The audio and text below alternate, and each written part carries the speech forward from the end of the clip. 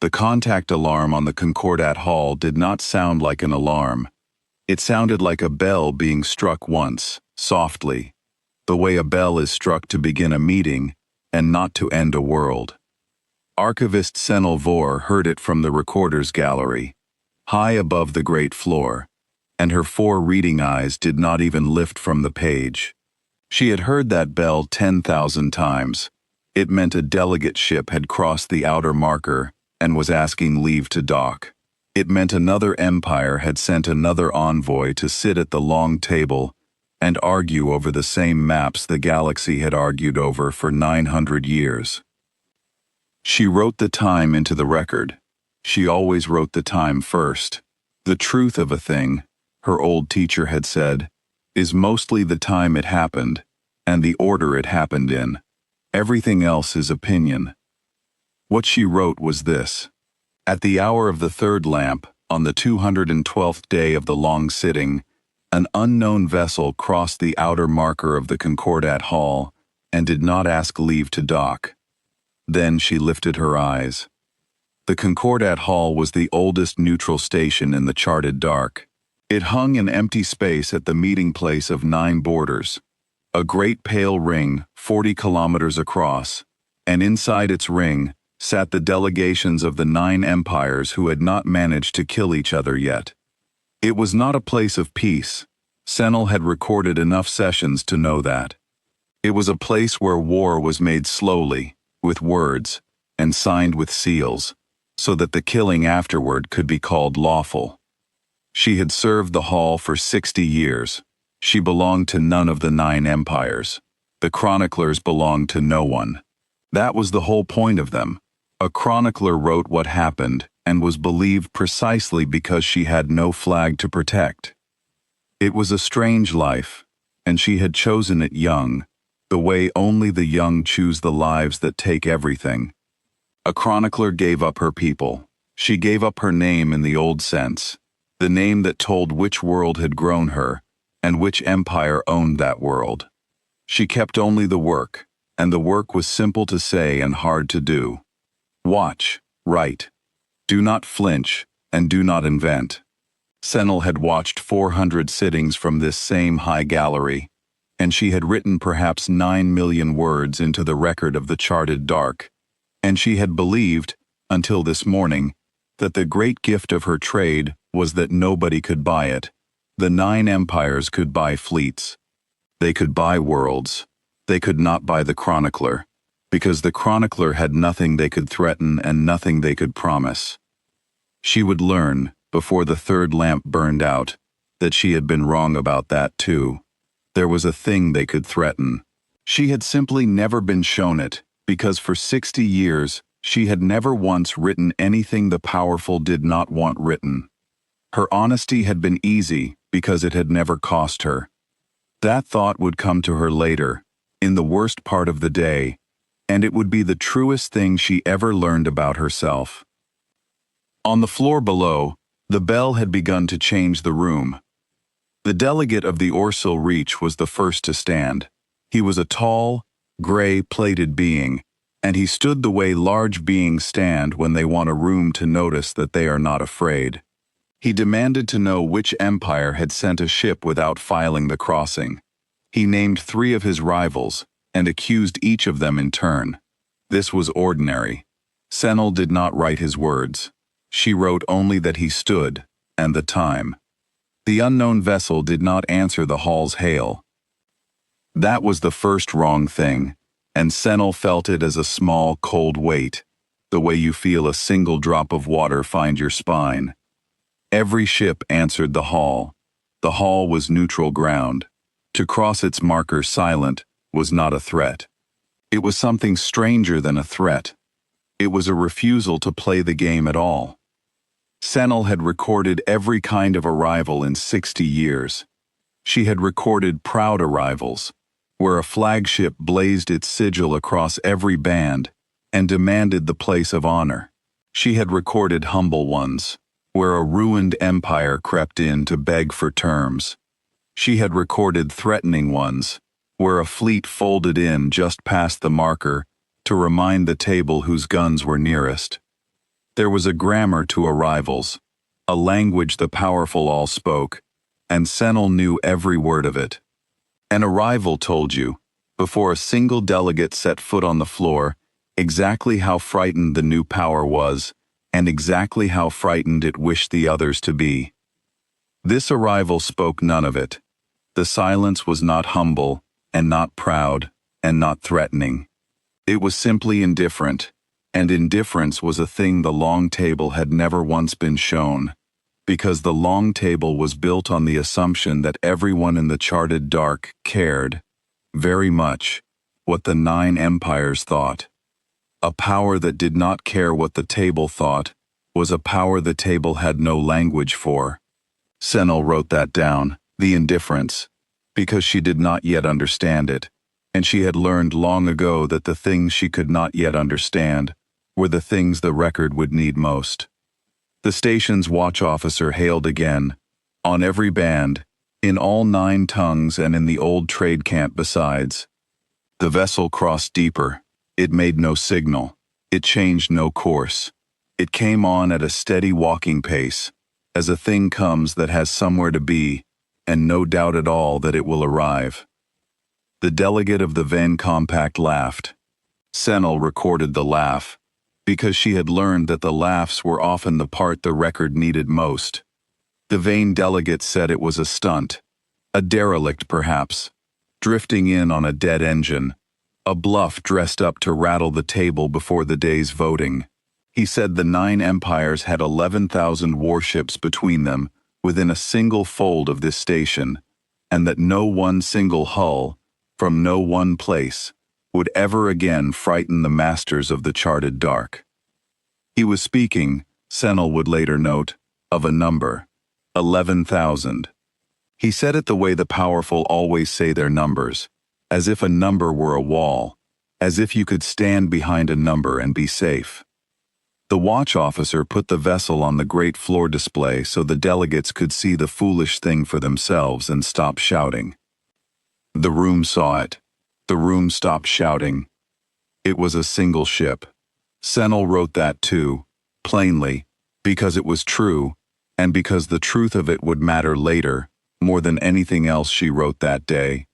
One ship. It was long and dark and unhurried, and it carried no blazon she knew, none of the 9 sigils, none of the dead empires either.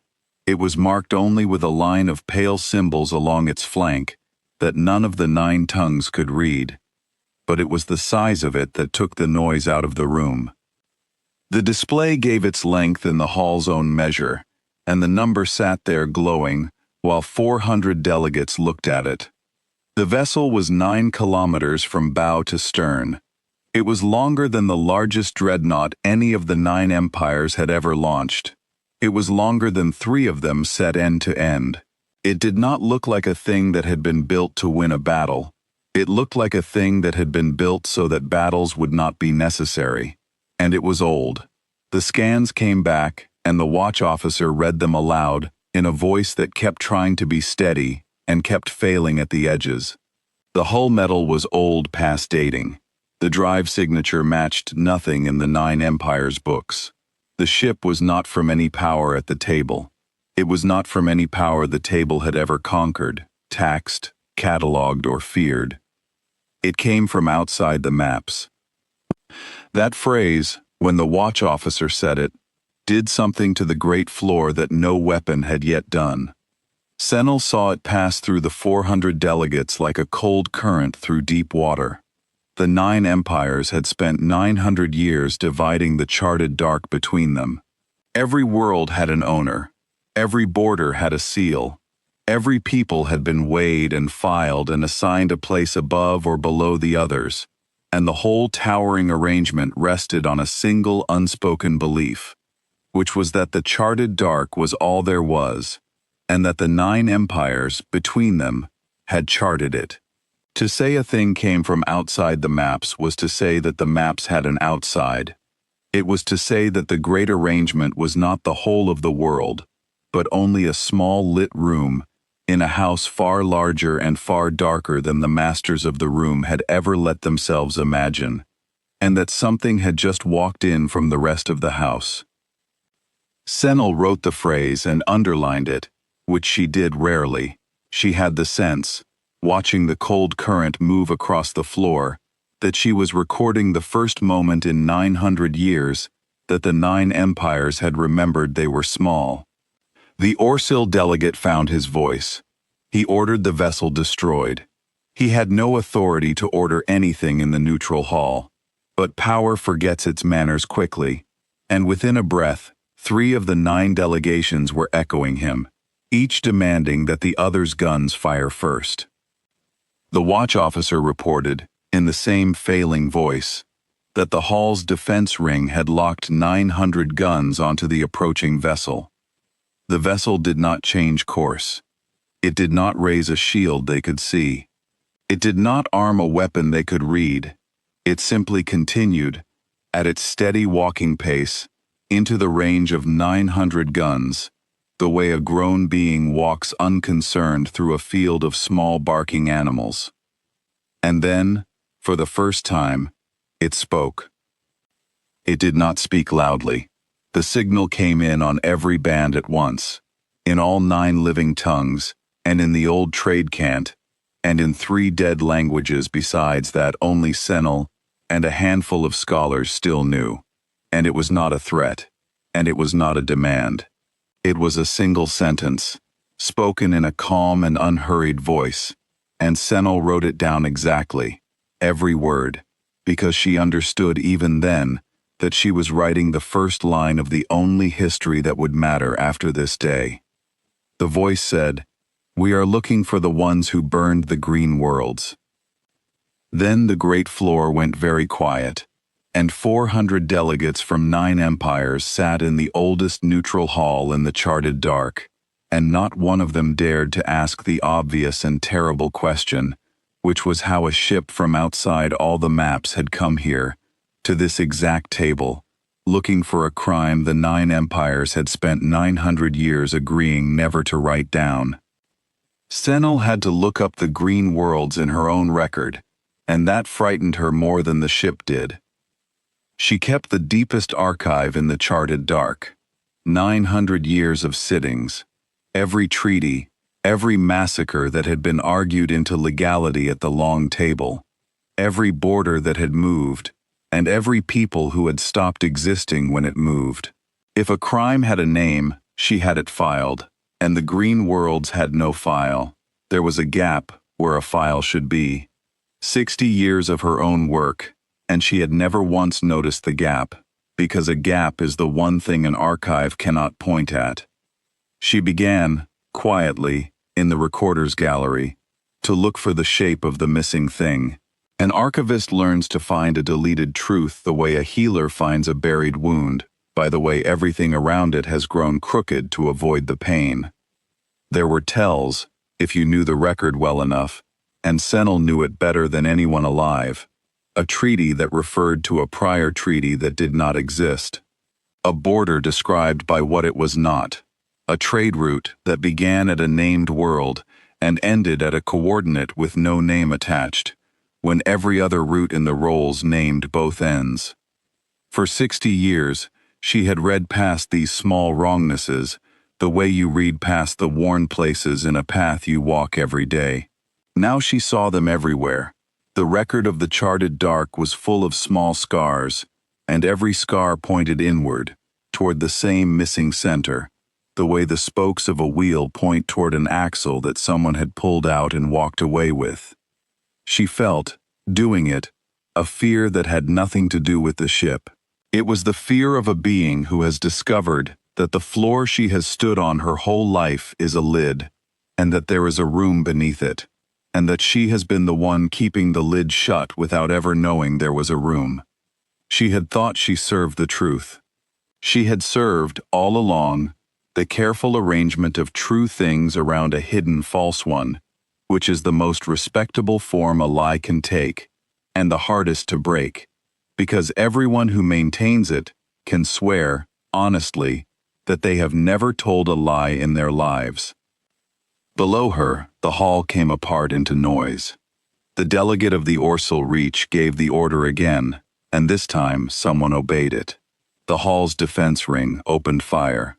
Senel recorded the time. 900 guns, the heaviest weapons that 9 empires had been willing to mount on neutral ground, fired together at a single approaching hull, and the great floor display lit white with the impacts. When the white faded, the 9-kilometer ship was still coming. It had not slowed. It had not turned. The watch officer reported, in a voice now openly afraid, that the vessel had taken the full weight of 900 guns across its bow, and that the readout for hull damage stood at a value he had to read twice before he believed it. The value was 0. Not light damage, not surface scoring. 0. The guns of 9 empires had struck the old dark hull, and the hull had not noticed. The Venn delegate, who had laughed, was no longer laughing. He was demanding that the firing stop.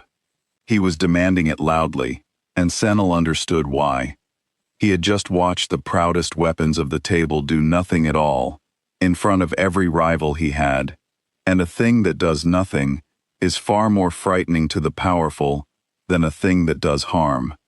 Harm they understood. Harm they could answer. They had no answer for a ship that simply could not be touched. The firing stopped, not by anyone's order. The gun crews on the defense ring stopped on their own, the way hands stop when the mind behind them finally understands that it is wasting itself.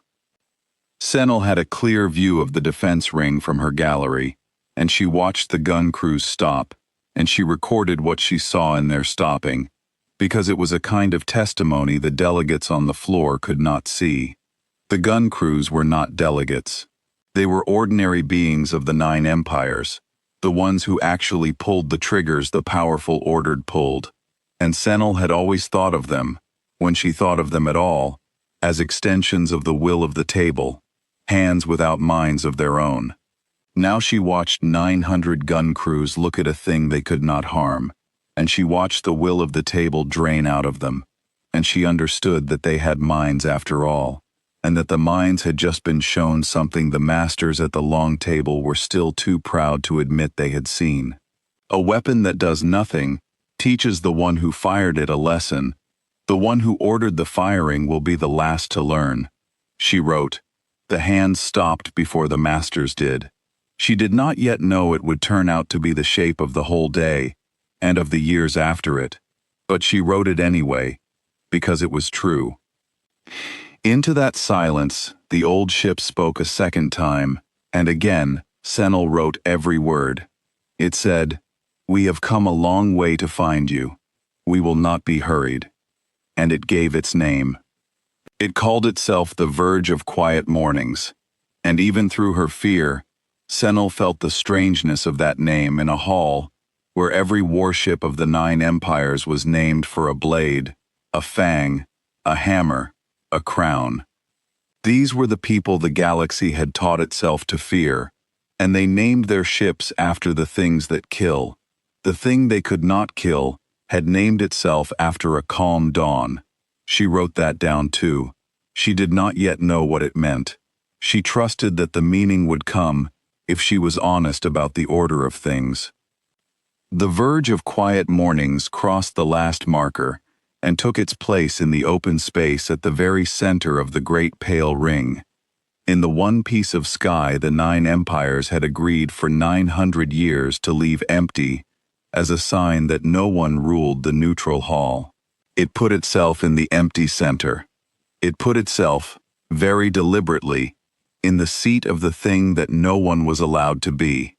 Then it waited. In the gallery, Senel found her crooked tree. She found it by a name, going back 600 years in the oldest treaty rolls, before the 9 empires were 9, when there had been 12. She found 3 of the 12 listed only as the green signatories, named for the green worlds they held, a long band of warm living planets out along an arm of the dark that no current map showed. 3 empires of the green. And then, in the span of 40 years, all 3 simply left the rolls. No war was recorded against them. No conquest. No plague. No treaty of surrender. They were signatories on one page and absent on the next, and the pages in between, the 40 years in between, had been removed. Not lost, removed. Senel knew the difference. A lost page has a torn or rotted edge. These edges were clean. Someone had cut the 40 years out of the oldest record in the charted dark with a careful blade, and then had gone on holding sittings in the same hall for 6 more centuries, as though the cut were the natural shape of history. She looked, then, at the names of the keepers before her. Every chronicler signed the rolls she kept, in a long unbroken line back to the founding of the hall, and Senel had revered that line her whole career. Now she ran her eye down the chain to the place where the 40 years had been cut, and she found, at exactly that place, the name of the keeper who had done the cutting. A chronicler, one of her own. A being who had sat in this same high gallery and watched 3 empires burn across 40 years, and had then, with the same careful honest hand that signed all the other rolls, removed the 40 years from the record and signed the rolls again, as though nothing were missing. The blade had not been the tables. The blade had been the chroniclers. The powerful had ordered the burning, but it had taken an honest witness to make it disappear, because only an honest witness is believed, and a thing the honest witness does not record did not, for all the purposes that ever matter, happen. Senel sat with that for a long while. It was the heaviest thing she had ever learned, heavier than the burning itself, because the burning had been done by beings she already knew to be capable of it, and the cutting had been done by one of her own, by the exact kind of being she had spent 60 years trying to be. She understood that the most dangerous person in the charted dark was not the warlord who ordered the fire. It was the honest one who agreed, afterward, not to write it down. And she understood that she was about to be asked, before the day was out, to be that person, and that everyone before her in the chain had said yes, and that she did not yet know what she would say. On the floor, the 9 delegations were trying to decide what the ship was. This was the work the powerful always did when they were afraid. They did not ask what the ship wanted. They asked what category it belonged in, because a category is a kind of cage, and a thing in a cage is a thing you have begun to control. Was it a weapon of a hidden 10th empire? A machine left running by a dead people? A bluff? A projection? A trick of some rival at the table? They argued the categories with rising heat, and Senel recorded the argument, and she noticed that not one delegate, in all of it, repeated the sentence the ship had actually said. They were all very carefully not saying the words green worlds, even now, even with the unkillable thing sitting in the forbidden center of their hall. The habit of the cut was 900 years deep, and it held. Then the eldest delegate at the table rose, and the room changed again. The eldest was the envoy of the sodality of Hass, the smallest of the 9 empires and the oldest, a withered, slow-moving being, wrapped in pale cloth, who almost never spoke, and was almost never ignored when she did. Senel had recorded perhaps a dozen of her sentences in 60 years. The old envoy rose now, and she did not argue a category. She asked a question, in a thin, clear voice, directed not at the table but up, at the great floor display, at the ship itself. She asked, "Are you the last of them, or the first of something after them?" And the verge of quiet mornings answered her, and the answer was the thing that broke the day fully open. It said, "We are the ones they could not finish. The green worlds burned for 40 years. Your records say it took no time at all, because your records do not say it happened. But it took 40 years, and on the last of those years, 11 of our ships were beyond the burning, carrying what could be carried. We have spent the time since looking. We are slow because we have nowhere to be but here, at last, in front of you." 11 ships, Senel wrote, and 11,000 on the other side. She set the two numbers down on the same line of her record, because she had learned across 60 years that history is mostly two numbers on a line, and the lie that one of them is the strong one. She thought, writing it, of how the long table loved a number. Every delegate who had ever spoken on that floor had reached for a number, the way a frightened being reaches for a wall. The Orsal counted their dreadnoughts. The Vane counted their fast hulls. The Tessenwald counted their colonies, and the Sodality counted their years, and every one of them, when truly afraid, fell back on account, as though the universe were a ledger, and the largest sum at the bottom of the page was the one that got to be true. Senel had recorded 10,000 such counts. She had never recorded a number as small as 11, set against a number as large as 11,000, and watched the small number be the one the whole room feared. It went against everything the long table believed.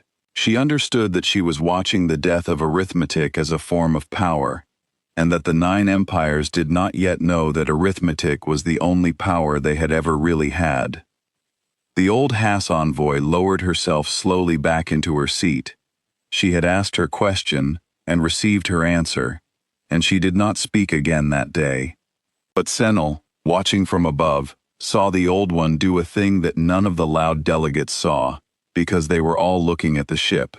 The old Hass envoy turned her head, slowly, and looked at the empty banner poles along the eastern wall of the great floor. There were 9 banners in the hall, one for each living empire. There were also 3 bare poles, kept bare for 600 years, that no living delegate could have told you the reason for. The old envoy looked at the 3 bare poles, and Senel understood, with a cold rush, that the eldest being in the room had always known, had known her whole long life, had sat in this hall for centuries, beside 3 bare poles and the cut-out years, and had said nothing, because the saying of it had been the price of the peace, and the peace had been very comfortable for the strong. That was the first time Senel felt the thing she would feel more and more strongly as the day went on. It was not fear of the ship, it was shame at the table.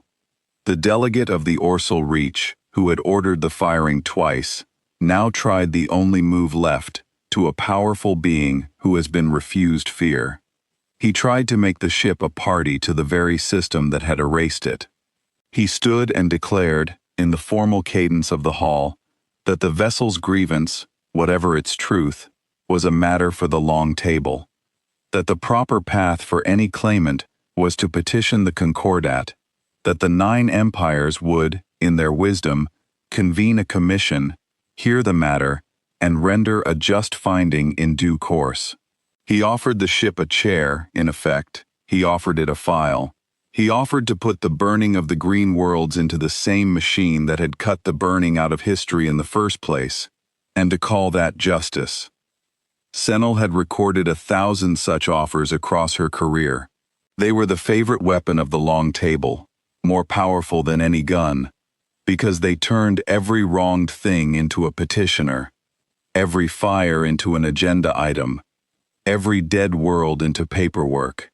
The machine had never once failed to swallow a grievance whole.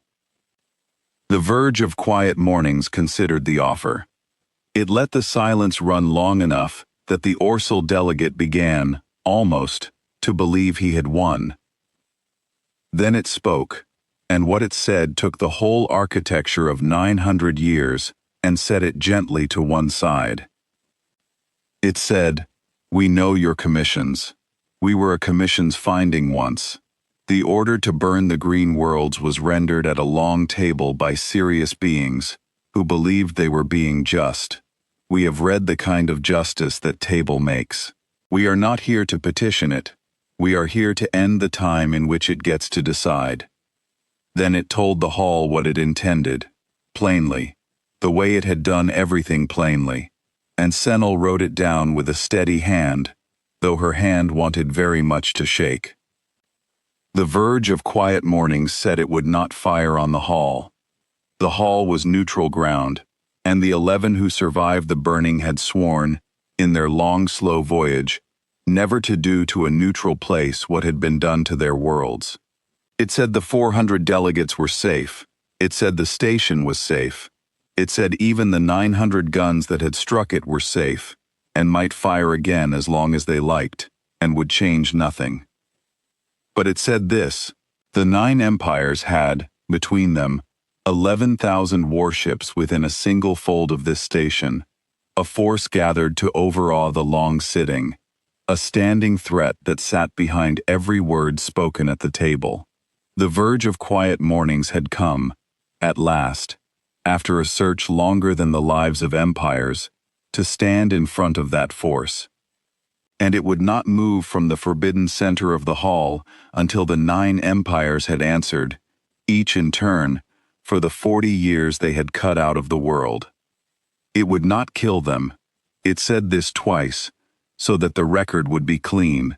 It had not come to burn green out of the galaxy in answer to green being burned. That was the trade the long table understood, harm for harm. And it would not make that trade, because making it would prove the table right about what the universe was. It had come instead to take from the 9 empires the one thing they had used to do the burning, and to keep it hidden ever since. It had come to take their certainty that the strong write the record. Asenel did not understand at first how a ship took a thing like that. She understood guns. She understood fleets. She did not understand how 9 kilometers of unkillable dark hull meant to disarm a certainty. The hall did not understand either, and its failure to understand made it dangerous, because a frightened power that cannot name what threatens it will reach for the thing it knows, and the thing the 9 empires knew was force. Senel watched the delegations begin to confer in their private knots, heads bent, signals flickering out to the fleets beyond the ring, and she knew the shape of what was coming, the way you know a storm by the color the sky goes before it. They were going to test the ship. They had to. A power that has been told it cannot win does not believe the telling. It believes only the trying, and it will spend whatever it must to do the trying, because the alternative is to accept, all at once, that everything it has built its pride upon is air. She wrote, in the small private margin of the record that was hers alone, that they would send the proud one first, the patient one second, and the clever one third, and that when force and patience and cleverness had all failed, they would reach for the only weapon left, which was the chronicle itself, which was her. She did not yet know she would be right about all 4, but she had watched the powerful long enough to write their next moves before they made them, and the writing of it, alone in her high gallery above the frightened giants, was the loneliest she had felt in 60 years. She found out within the hour. The first of the 9 empires to test the ship was the Vain Compact, because the vain had laughed, and the powerful who have laughed need most of all to prove the laugh was right. The vain delegate sent the order out of the hall on his own authority, to the vain squadron holding station beyond the ring, 400 warships of the proudest fast-strike fleet in the charted dark.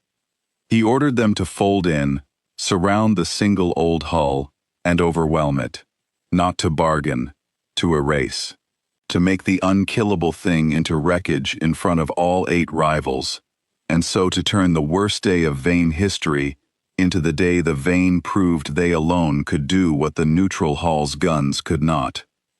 400 vain warships folded into the open dark around the Concordat Hall. Senel recorded the time and the count, and she went to the gallery rail and looked down at the great floor display with both pairs of eyes, because she did not want to miss, by even a blink, what she had begun to suspect she was about to see. The verge of quiet mornings, in the forbidden center, did not raise a single weapon.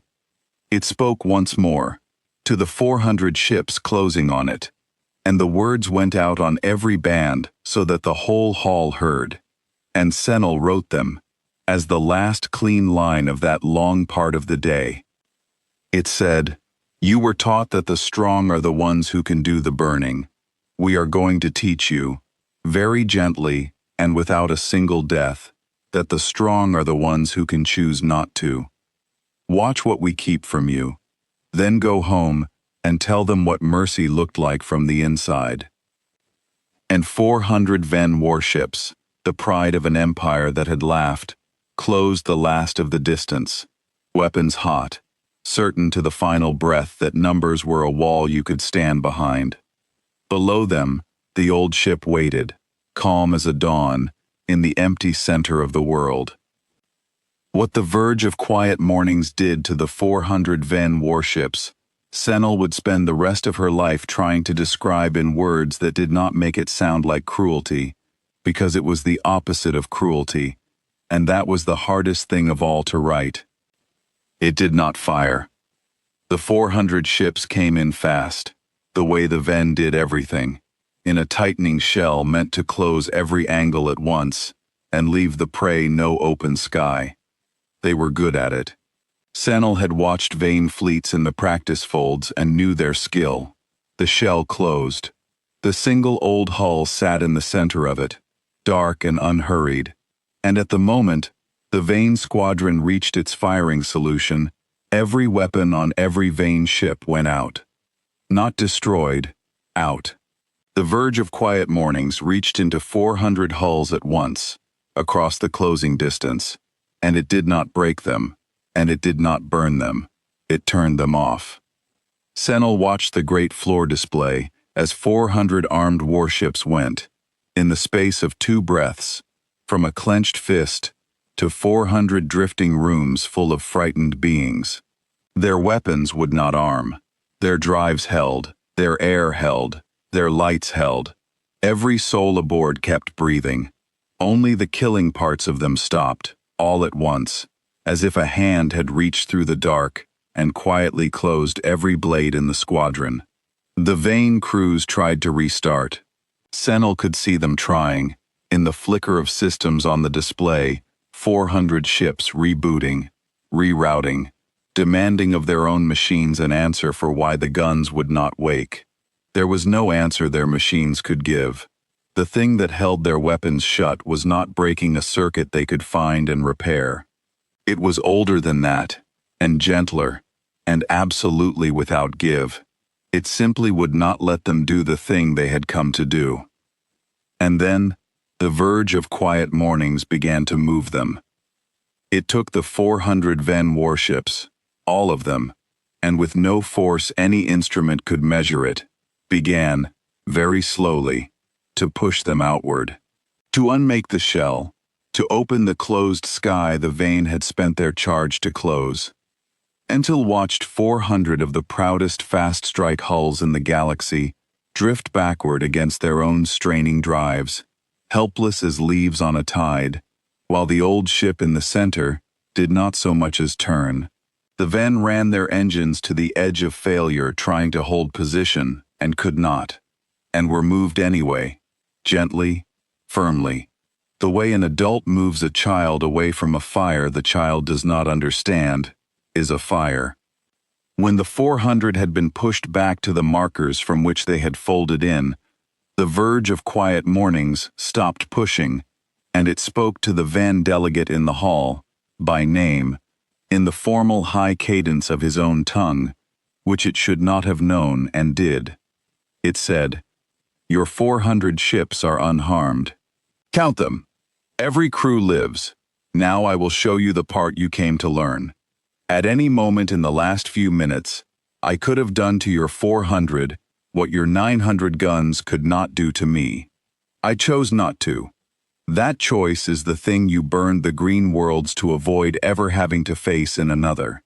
Go and tell your masters that the strong ship did not kill the weak ships, and watch their faces when they understand what that means." The Vane delegate did not answer. Senel recorded the silence, and the length of it, because the silence of the powerful is a kind of testimony too. He sat down. He had sent 400 ships to erase a single hull, and the single hull had handed them back to him whole, and there is no defeat in all the long table's history, more total than to be spared by the thing you came to destroy. A killed fleet can be avenged. A spared fleet can only be understood, and understanding, was the one weapon the van had no armor against. There was a thing the Venn delegate did then that Senel recorded with particular care, because it was the first crack in the wall of the powerful, and the first cracks are the part the record most needs.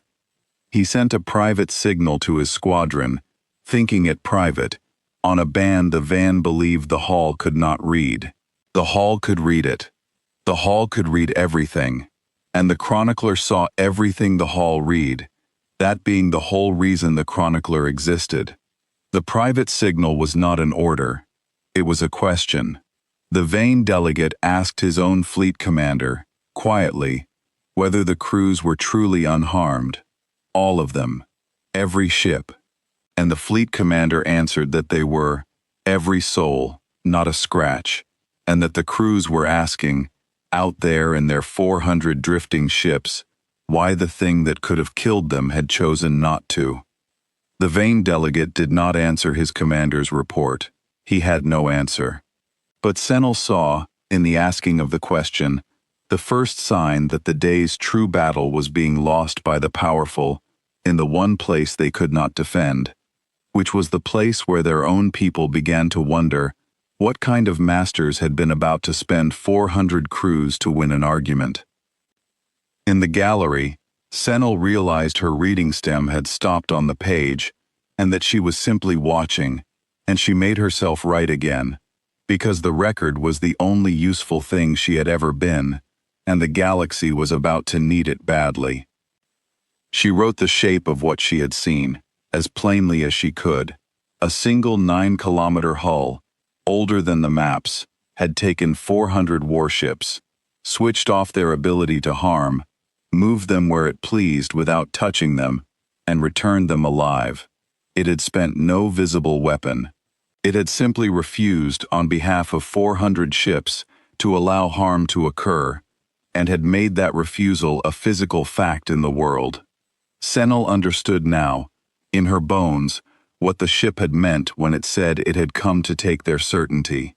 The certainty of the 9 empires was that the strong may do harm, and the weak may only endure it. The verge of quiet mornings had just proven, in front of the whole table, that there existed a strength so complete it could not be harmed, and chose to harm no one. And the existence of that strength unmade the entire logic the table had killed the green worlds to protect. Below, the second empire tried. It was the Orsal Reach, and the Orsal did not make the Ven's mistake of sending a fast shell to be unspooled. The Orsal delegate had watched, and the Orsal were a patient, heavy people, and so he sent his fleet in a different shape entirely. 800 Orsal warships folded in around the ring at long range and did not close. They held at distance and opened a long bombardment, the heaviest sustained fire the charted dark could produce. 800 ships pouring their full output into the single center hull for as long as their reactors would bear, on the theory that no shield, however deep, could drink the output of 800 warships forever. Senel recorded the time the bombardment began. She would later record the time it ended, and the span between would be one of the most copied figures in the record, because the span was 19 minutes, and in 19 minutes, the verge of quiet mornings did not raise a shield they could see, did not return a single shot, and took the combined fire of 800 warships across its dark old hull, while its damage readout, which the hull's own instruments were tracking, and could not falsify, never once moved off zero. 19 minutes, 800 ships, zero. Senel timed it on her own count as well as the hull's, because she did not trust, anymore, that the hull's instruments were the whole truth, and she wanted a number that was hers. She counted the 19 minutes, and she watched the old dark hull the whole way through, and she would tell people for the rest of her life that the strangest part was not that the ship took no damage. The strangest part was that the ship did not appear to be doing anything. It did not brace. It did not flare. It did not visibly strain against the bombardment, the way even the strongest hull strains against punishment. 800 warships poured the full output of an empire into it for 19 minutes, and the ship sat in the center of the storm, exactly as it had sat in the quiet, unhurried, untroubled, a thing at rest. Senel had seen mountains take weather like that, on the worlds she had been grown on, long ago, before she gave up having a world. The bombardment of 800 warships was, to the old dark hull, weather. It was the kind of thing that happens to a mountain, and that the mountain, having stood 10,000 years, does not consider an event. She understood then that the 9 empires were not fighting a stronger fleet. There is a shape of fear you feel toward a stronger fleet, and it is bearable, because a stronger fleet is the same kind of thing you are, only more of it. And you can imagine, even in defeat, a world in which the numbers were different, and you had won. What the 9 empires were feeling now was a different and worse fear, the fear you feel toward a thing that is not the same kind of thing you are at all. You cannot imagine outnumbering a mountain. You cannot picture the battle you would have won against weather. The verge of quiet mornings had taken from the 9 empires not only the battle, but the very idea that there had been a battle. And a people who cannot even imagine the fight they lost is a people who has lost something far deeper than a fight. And at the end of the 19 minutes, it was the Orsil ships that stopped, not because they were ordered to, but because 800 reactors do not pour out their full hearts for 19 minutes without consequence. And across the Orsil fleet drives were failing, coils were splitting, ships were going dark and cold from the simple exhaustion of trying to harm the unharmable. The Orsil had spent the strength of an empire, and the old ship had not noticed, the way a stone does not notice rain. Then the verge of quiet mornings did, for the Orsil, the thing it had said it had come to do. It reached out to the 800 straining ships, and it did not switch them off. It cooled them. Senel watched the readouts, hardly believing, as the failing Orsil reactors steadied, as the splitting coils were eased, as 800 ships that had been killing themselves trying to kill the old hull were, one by one, brought back from the edge of their own destruction by the very thing they had been firing at. The old ship saved the fleet that had spent 19 minutes trying to murder it, and it did it without a word, and only when all 800 were stable did it speak. It said, "You would have let them burn out rather than stop. I would not let you. Now you have both. You have the memory of trying to destroy me, and the memory of me keeping your crews alive while you tried. Carry both home. Set them on the same table. See which one your people choose to be true." Senel set her stem down again, and pressed her 4 eyes closed for a moment, because she was 60 years old, and had recorded every kind of horror the long table could produce, and she had never once, in all of it, had to record mercy on this scale, and it turned out that mercy at this scale was harder to bear witness to than any massacre. A massacre asked nothing of the witness but grief. This asked her to change her whole idea of what strength was for, and she was an old being, and the idea she was being asked to give up was the idea her entire civilization was built on. The hall had gone very quiet. The loud delegates were not loud now. They had watched the Ven fleet spared and the Orsil fleet rescued, and they were beginning, slowly, the powerful coming last to it as they always do, to understand the trap they were in. They could not win, that much was plain, but it was worse than not winning. They could not even lose in a way that would let them keep their idea of themselves. The old ship would not destroy them. It would only spare them, again and again, in front of each other, until the sparing became the whole truth of the day, and no seal, no commission, no cutout years, could ever again make the galaxy forget that the strongest thing in the charted dark had looked at the 9 empires and chosen not to do to them what they had done to the green worlds. The old Hass envoy, the eldest, who had known all along, rose once more. Senel readied her stem. The Old One looked up at the great floor display, at the dark, patient hull in the forbidden center, and she did not ask a question this time. She made a statement, in her thin, clear voice, and Senel wrote it down and underlined it in the record, which she had done perhaps 5 times in 60 years. The old Hass envoy said, "Then the burning was not strength. We told ourselves for 600 years that the green worlds were burned because we were strong and they were weak. But the strongest thing any of us has ever seen has just spared 2 fleets. So the burning was not strength. It was only fear, dressed in the clothes of strength, and we have been bowing to the clothes for 6 centuries." She sat down, and in the gallery, Senel understood that the day's true work was not being done by the ship at all. The ship was only the proof. The work was being done in 400 delegates, one mind at a time, as the oldest lie of their world came apart in front of them, and the strangest part, the part Senel would never fully find words for, was that the ship had come 900 years, and from beyond all the maps to do them this terrible kindness, and they did not yet know how to thank it, and some of them never would. She noticed, as the old envoy spoke, that the young Tessenwald aide at the back of the room had begun to weep, not loudly.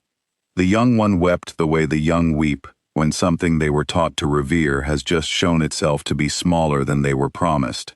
And the weeping was not for the ship, and not for the green worlds the aide had never heard named until that hour. It was for the giants. It was the grief of discovering that the powerful are only frightened beings who learned, long ago, to make their fear into other people's fear, and that the whole towering arrangement the young one had been raised to believe was the order of the universe was, underneath, just 600 years of grown beings, too afraid to say a true thing out loud. Senel had seen that grief twice before in 60 years. It was the grief that, in the right being, turns into something else, and she watched the young aide closely, and she wrote, 3 lines, more than she had ever given an aide, that the day would matter most in the end, to the ones who had been at the back of the room. A thing happened then that Senel recorded with great care, because it was small, and because the small things were where the future was hiding. The young Tessenwald aide rose, without leave, which an aide must never do, and crossed to the eastern wall, to the 3 bare banner poles, and stood beneath them, looking up, where the old Hass envoy had looked. The aide did not speak.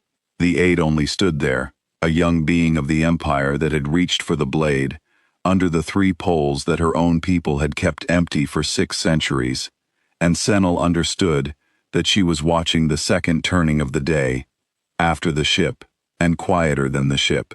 The first turning was that the strong had been spared. The second was that one of the young of the strong had walked, of her own will, to stand under the names of the dead. The ship could force neither. It had only made both possible, and then stepped back, and let the room choose. Below, the Third Empire began to move its fleet, and the verge of quiet mornings, in the center of the world, turned at last, slowly, to face it. The Third Empire was the Tessenwald crown, and the Tessenwald did not send a fleet at all. The Tessenwald delegate had watched 2 fleets spared, and had drawn a colder conclusion than his rivals. He understood that ships were useless, so he reached for the weapon the long table truly ran on, the weapon that had cut the green worlds out of history in the first place, which was not guns but record. He rose and he addressed not the ship but the gallery, and Senel felt every reading eye in the hall turn up toward her, and she understood that she had become, in an instant, the most important being on the floor. The Tessenwald delegate said that whatever was happening here today was unverified. He said the readouts could be tampered, the displays staged, the voice of the so-called ship synthesized by some rival. He said the only account that would survive this day was the chronicler's account, and that the chronicler served the Concordat, and that the Concordat would naturally wish her record to reflect that the 9 empires had met an unknown provocation with unity and restraint. He did not threaten her. He did not need to. He simply reminded her, in the high cadence, that the record was written by someone, and that someone could choose what the green worlds had been, the same way someone 600 years ago had chosen that they had been nothing at all. He was offering her the cut. He was offering her the same careful blade her ancestors had used. He was inviting her to do to this day what had been done to the 40 years, and he was doing it in the open, because the powerful had grown so used to the chronicle bending that they had forgotten it was ever a question. Senel stood at the gallery rail. She was an old being. She had served the hall for 60 years, and served it honestly, and she had believed, until this morning, that honesty in the record was the highest thing she could give the galaxy. Now she understood that she had been honest only about the things she had been allowed to see, and that her honesty had been, all along, the most useful part of the lie. A bent record that everyone knows is bent fools no one. It takes an honest chronicler to make a cut invisible. Her whole honest life had been the blade's handle. She did not answer the Tessenwald delegate. She turned, instead, to the great floor display, to the dark, patient hull, and she spoke to the ship directly, which a chronicler was forbidden to do. The rule being older than any treaty, the chronicler must never become part of the thing she records. She broke the oldest rule of her trade in front of 400 witnesses, and she did it on purpose, and she said, in a voice that carried across the silent floor, "I am the keeper of the record. I have just learned that the record was cut. Tell me what was taken, all of it, and I will write it whole, and no power at this table will ever cut it again while I live." The verge of quiet mornings was quiet for a moment, and then it did a thing it had not done all day. It thanked her. It said simply, "Thank you." We had begun to believe there was no longer anyone in the charted dark who would rather hold a true record than a safe one, and then it gave her the 40 years. It gave them to her completely, in the old dead trade cant that only she still read, so that the giving was a private thing between the ship and the keeper, even as the whole hall watched 2 beings speak and could not follow the words. It told her the names of the 3 green empires, and the names of their worlds, the warm living planets along the lost arm. It told her how the long table of that time, the table of the 12, had grown afraid of the green worlds, not because the green worlds were strong, but because the green worlds were generous, because they shared what they grew, because their generosity threatened the entire arrangement by which the strong kept the weak in debt. It told her the order to burn had been rendered as a finding of a commission, with seals, in due course, lawfully, by serious beings who told themselves they were keeping the peace. It told her the 40 years of the burning, world by world, and the 11 ships that got beyond it, and the long, slow search after. And Senel wrote all of it, every name, every world, every year, faster than she had ever written in her life, the true record growing under her stem, while the powerful watched, and could not stop it, because the one thing the long table had never built was a way to stop a chronicler who had decided to be honest about the right thing. When it was done, the record was whole. For the first time in 600 years, the archive of the charted dark held the shape of the missing thing, named and dated and kept. And the moment it was whole, the Tessenwald delegate's weapon was gone. He could not cut what 400 witnesses had watched be written. He could not unsay what the eldest envoy had already said aloud. The record had become a thing the table could no longer edit, because the keeper had stepped off the safe ground and onto the true ground, and there is no power at any table that can make a true thing unwitnessed once enough eyes have held it. There was a silence after that, on the floor, of a kind Senel had never recorded in 60 years, and she gave it its own line in the record, because a silence can be a turning as surely as any word. It was the silence of beings discovering that the ground they had been standing on to threaten her had just dissolved. The Tessenwald delegate had reached for the Chronicle as a weapon, the way the powerful always reached for it. And the Chronicle had refused to be a weapon for the first time in 600 years, and there was no second weapon behind it. That was the secret the Long Table had never wanted any of its members to learn. Beneath the fleets, and the seals and the commissions, the whole arrangement had rested, finally, on a single thing, which was the agreement that the record would say what the strong needed it to say. Take that one agreement away, and the 11,000 warships became what the Verge of Quiet Mornings had already shown they were, which was 11,000 rooms full of frightened beings who could not harm the thing in the center, and the seals became ink, and the commissions became the careful machinery of a lie that no longer had anywhere to hide. The delegates understood it at different speeds, as beings always do. Senel watched the understanding move across the floor, delegation by delegation, and she recorded the order in which it arrived, because the order was the truest map she would ever draw of which of the 9 empires had the most self left to lose. The smallest and oldest understood first. The largest and proudest understood last. That was almost always the way of it. The powerful are slowest to see the floor dissolve, because they have stood on it longest, and have most reason to believe it solid, and have built the most upon it.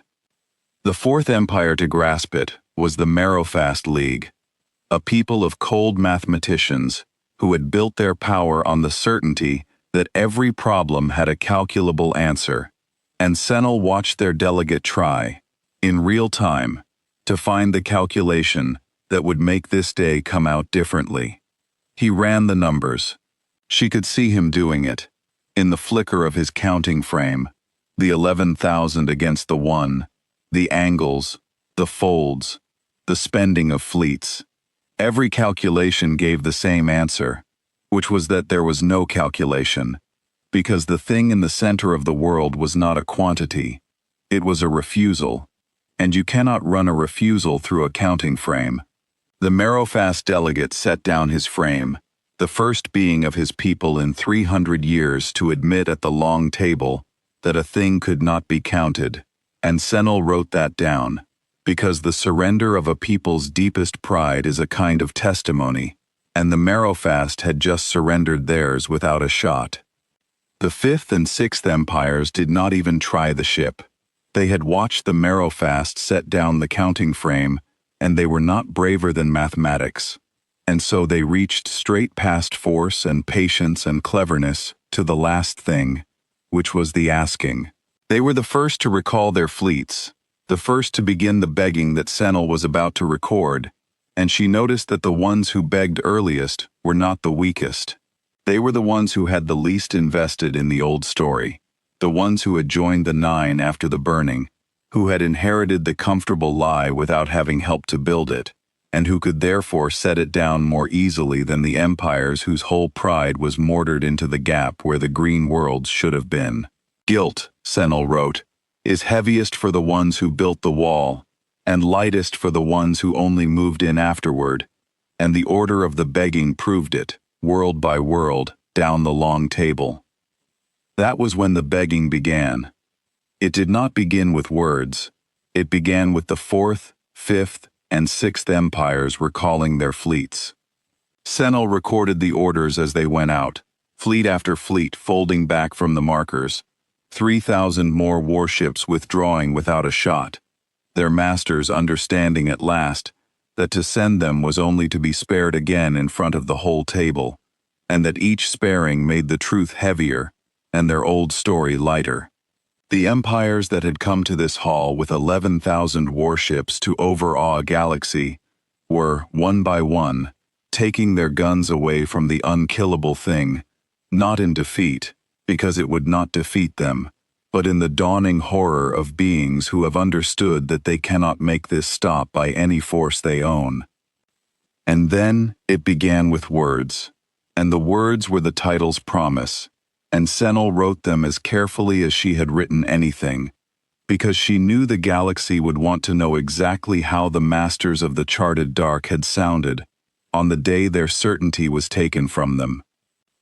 The delegate of the Orsil Reach, who had ordered the firing 3 times, rose and asked the ship what it wanted.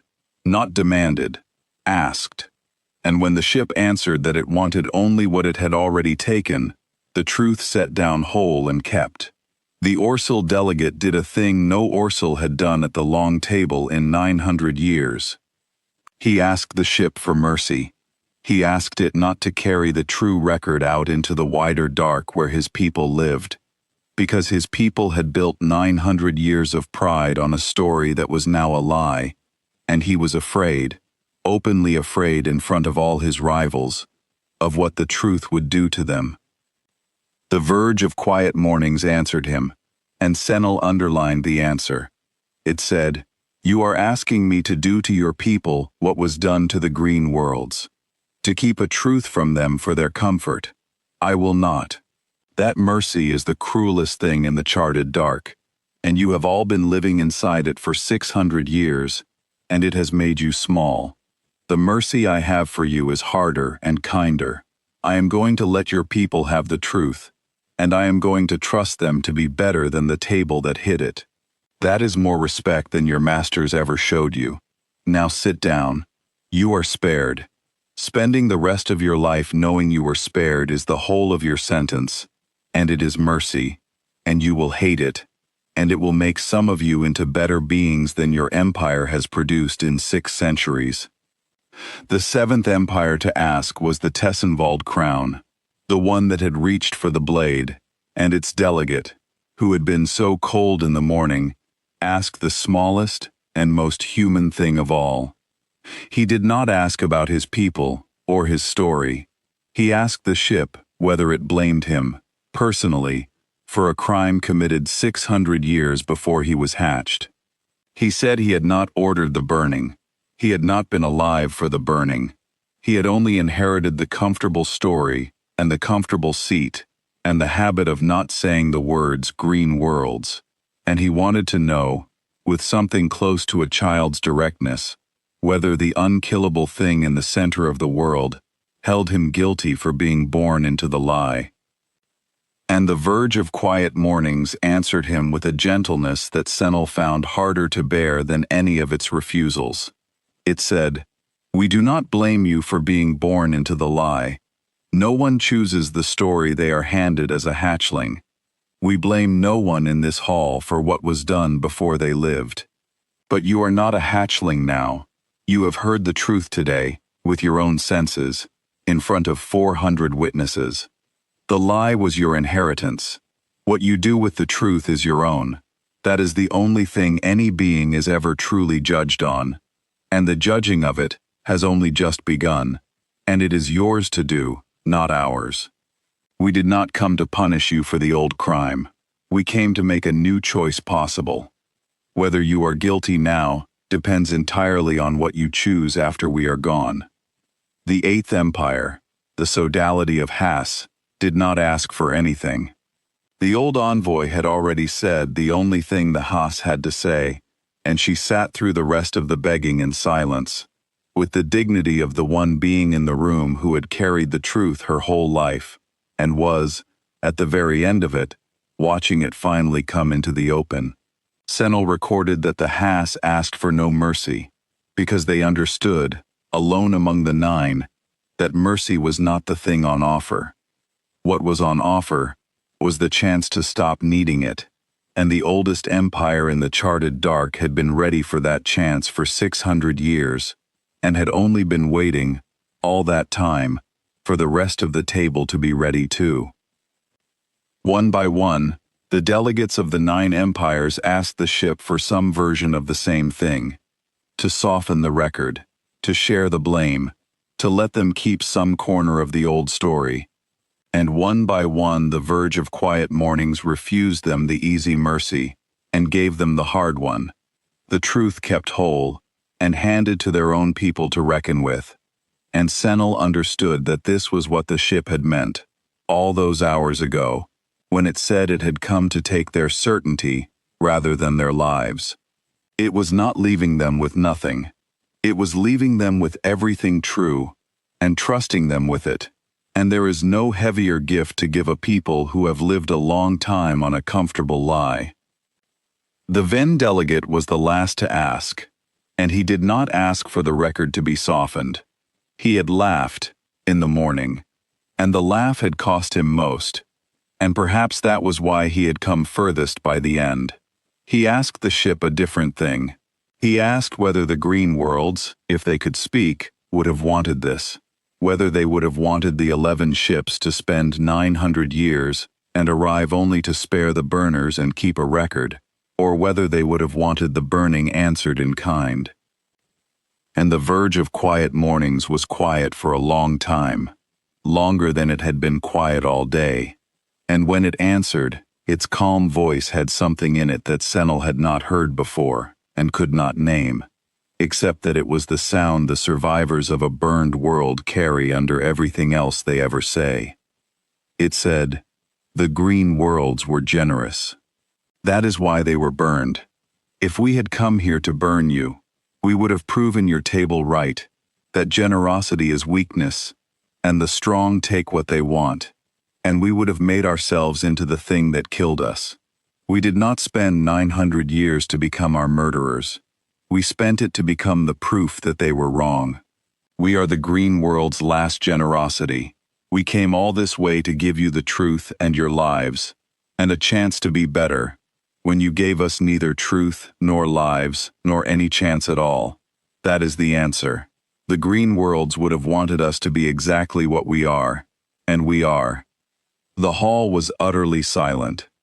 400 delegates of 9 empires sat in the oldest neutral place in the charted dark, 11,000 warships withdrawn or stilled around them, and not one of them had a word, because there was no word in any of the 9 living tongues for what had just been done to them, which was that they had been forgiven by the thing they had wronged, before they had even managed to confess, and forgiveness that comes before confession is the heaviest weight a guilty people can be made to carry. Senel wrote the silence, then she wrote the time, and then she did the last thing the day asked of her, which she had not known was coming, and which she would spend the years afterward, understanding she had been preparing for her whole honest life without knowing it. The verge of quiet mornings asked Senel Vor to leave the hall with it. It asked her in the dead trade cant, so that only she understood, and it asked it as a question and not an order, because the 11 survivors of a forced choice had sworn never to force one on another.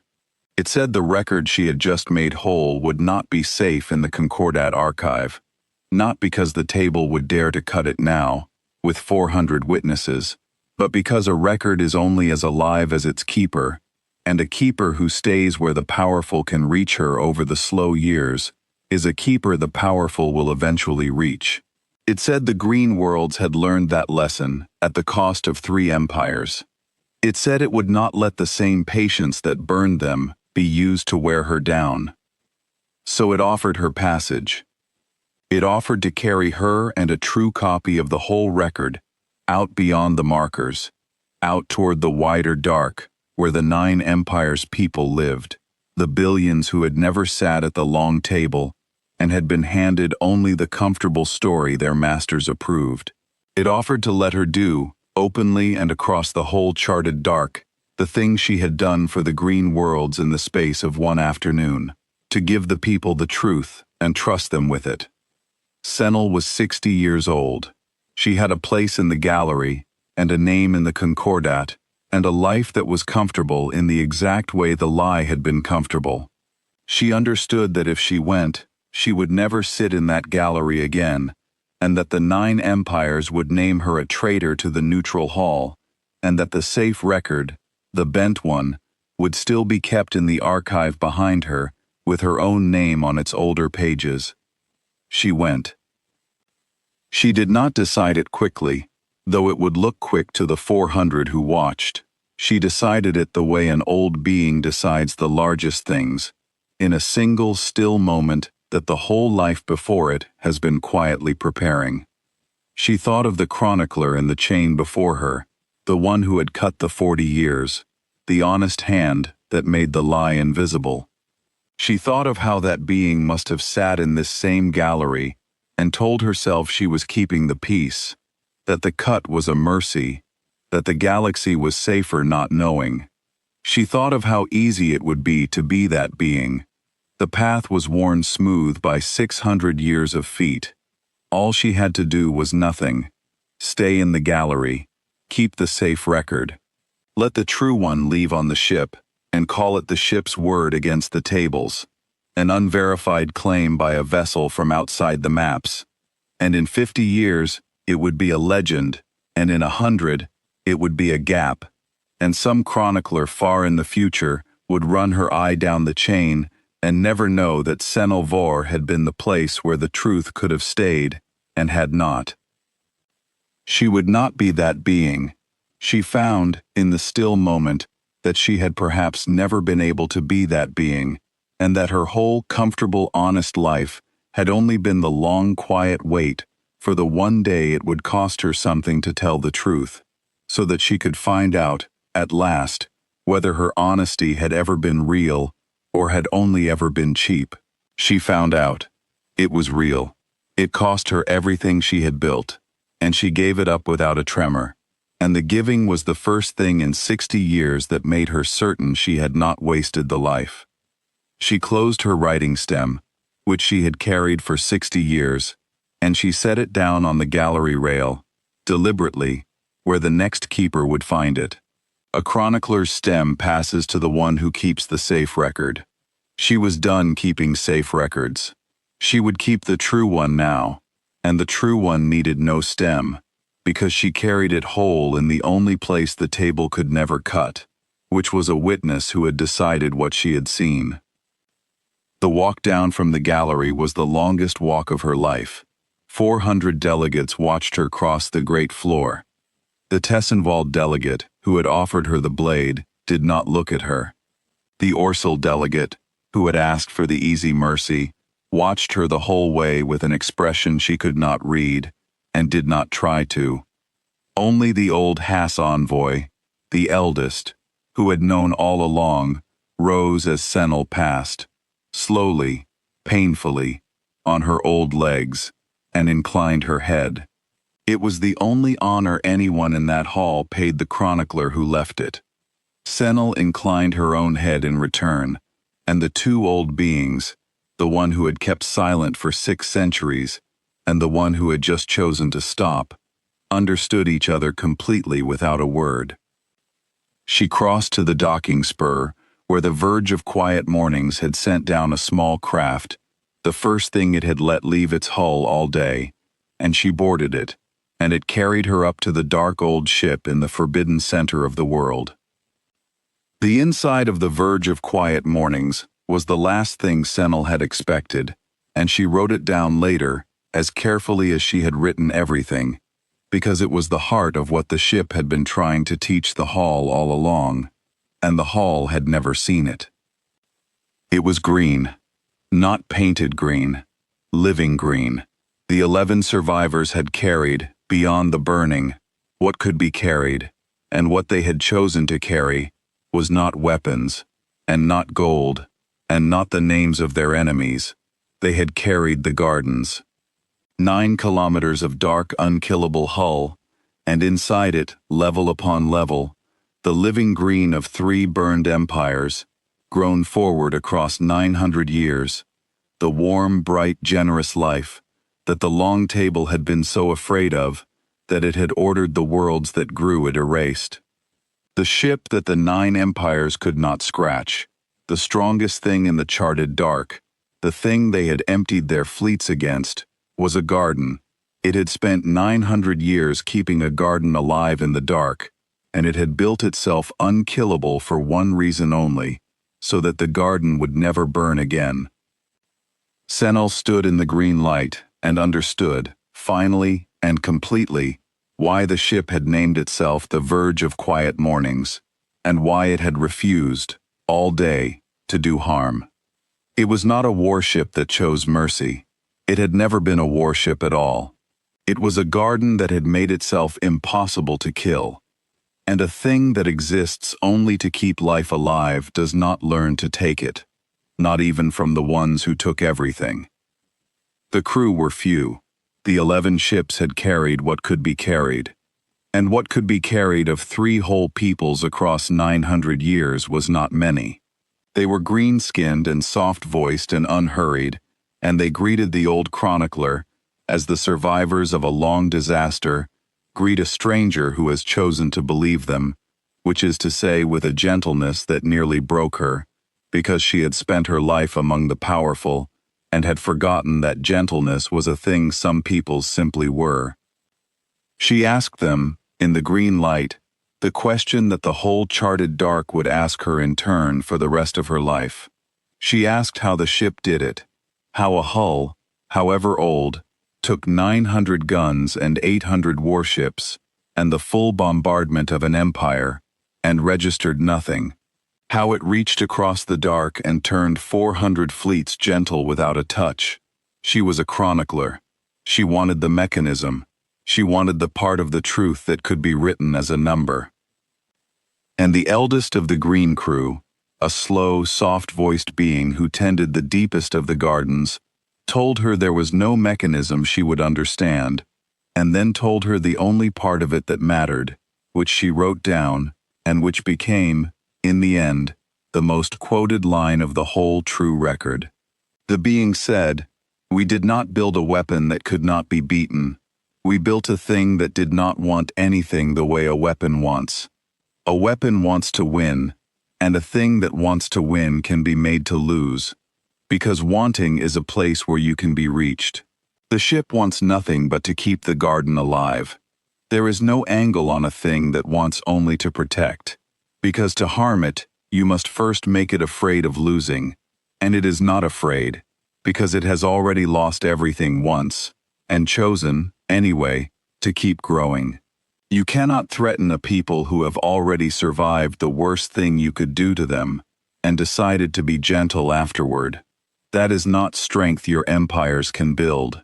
It is strength your empires can only earn, and they have never once been willing to pay for it, because the price is the very fear they rule by." Senel wrote it all, and understood that she had been given the answer to a question larger than the one she had asked, and that the answer was not about a ship at all. They told her the rest, in the green light, what the ship had not said in the hall. They told her they had found the 9 empires years ago, and had watched, and had waited, because they were not in a hurry, and because they wanted to be certain. They told her the burning of the green worlds had not made the 9 empires happy. It had made them afraid, of each other, of the dark, of the next generous people who might rise and threaten the arrangement. 600 years of fear, dressed as strength, spent guarding a lie. The survivors had watched the burners become small and frightened inside their own victory, and had understood that the cruelest thing the green worlds could do to their murderers was simply to outlast them, as something the murderers had failed to become. Generous, unafraid, alive. That was the revenge. Senel saw it whole now. It was the coldest revenge in the charted dark, and it had not spilled a single drop of anyone's blood. The green worlds had answered 6 centuries of careful erasure by refusing to be erased, by arriving in the open in front of the whole table, by being demonstrably, undeniably stronger than all 9 empires combined, and then by using that strength to do the one thing the empires could never forgive themselves for not doing: to spare. Every fleet spared, every crew kept alive, the truth handed back whole, was another nail in the story the empires had lived by. The green worlds had taken from the 9 empires the thing they valued above their lives, which was their belief that the burning had been necessary, that the strong have no choice, that generosity is weakness, and weakness deserves the fire. The verge of quiet mornings had proven, in a single afternoon, that the strongest thing alive was generous and unafraid, and chose not to burn, and there was no surviving that proof with the old story intact. The empires would carry it now, forever. That was the sentence. Not death. Knowledge.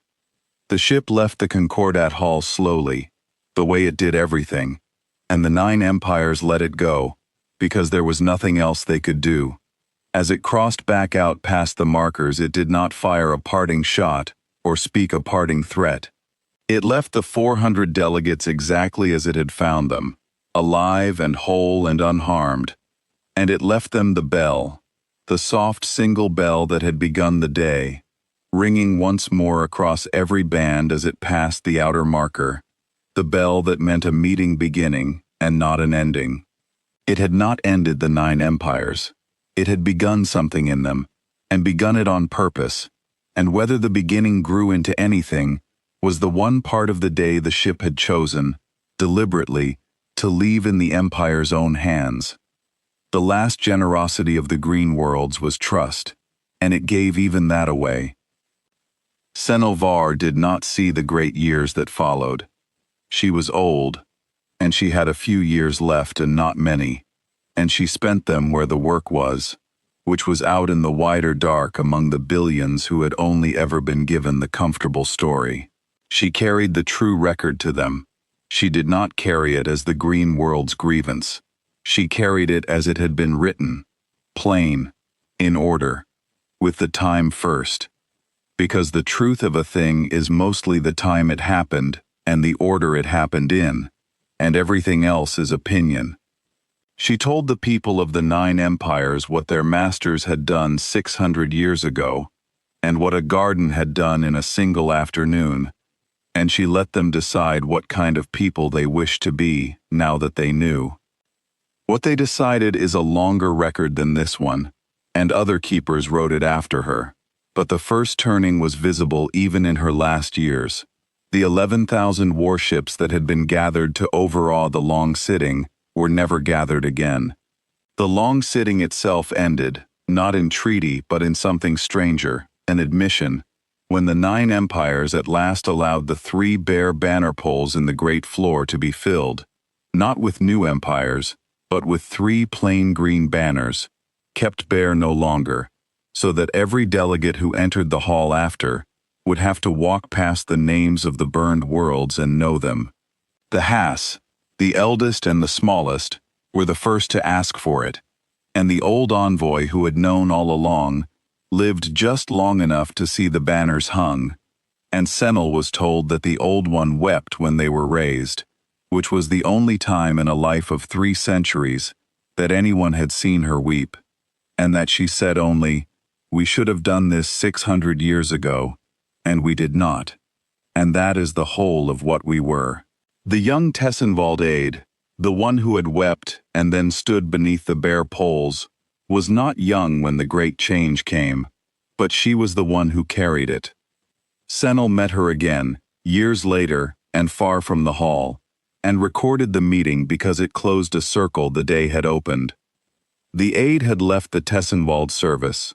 She had given up her comfortable seat the way Senel had given up her gallery, and for the same reason, and she had spent the years since carrying a question rather than a banner from world to world of the 9 empires. The question was simple. She asked the young of every empire she reached, the thing the ship had asked the Tessenwald delegate on the floor of the hall. She asked them whether they were guilty of the old crime, and then she answered her own question, the way the ship had answered it, by telling them that no one is guilty of the story they are handed, but that everyone is judged on what they do once they have heard the truth. Senel wrote that the aide had become, without meaning to, exactly the thing the long table had most feared for 600 years, which was a generous person the young would listen to, and that no fleet the 9 empires owned could touch her, because she wanted nothing the empires could take, and was unafraid of the worst they could do. The verge of quiet mornings was seen a few more times across the charted dark, always far out, always slow, always unhurried, a 9-kilometer garden moving quietly through the deep between the borders, keeping its life alive. It was never again fired upon. The story of the day at the Concordat Hall had gone everywhere by then, carried first by an old chronicler, and then by the 400 who had been there, and then by everyone, and there was not a gun crew left in the 9 empires who did not understand that to fire on that hull was only to be spared by it, and to be spared by it was the one fate the proud could not survive with their pride. Senelvar died at the age of 64, in a small room, on a small world, far from the gallery she had given up, with the true record finished, and copied 1,000 times, and beyond any blade forever. They say the last thing she wrote was not about the ship, it was about the bell. She wrote that on the worst day of the 9 empires' history, the day their certainty was taken from them. The alarm had not sounded like an ending. It had sounded like a meeting beginning. And she wrote that she had spent 60 years believing the bell meant another argument over the same old maps, and that she had been wrong, and that on the day she finally understood what the bell had always been for, she had been too old to do anything but tell the truth about it, which turned out, in the end, to be enough. The 9 empires never begged the ship for their lives. The ship never threatened their lives. That was the whole bitter irony of the day, and Senel set it down as the last clean line of the true record, so that no keeper after her could mistake it. The empires had begged for mercy, every one of them, openly, in the oldest neutral hall in the charted dark. But they had not begged the ship to spare their bodies. They had begged it to spare their story. They had gone down on the floor and pleaded with the thing they had wronged to please. Please let them keep the lie, because the lie was the only self they had, and the unkillable garden in the center of the world had looked at the 9 masters of the charted dark, begging to keep their comfortable lie, and it had refused them with the gentlest voice anyone had ever heard, and given them the truth instead, and their lives, and a chance to be better than they had ever been. And that, the old chronicler wrote, was the day Earth's battleship arrived. For that was the name the wider dark gave the ship in the end, once the true record had traveled far enough that the names of the 3 burned green empires had become, in the common telling, a single warm lost home. Earth, the people called it, in 9 tongues, and the trade cant, and the 3 dead languages besides. The green home, the burned home, the home the strongest thing alive had carried in its heart across 900 years, rather than let it die. When Earth's battleship arrived, the empires begged for mercy, and the mercy they were given was harder and kinder than any they had asked for, and it remade the charted dark, one honest record at a time, exactly as a quiet morning remakes a long and frightened night, slowly, without a single shot, and without ever once being in a hurry.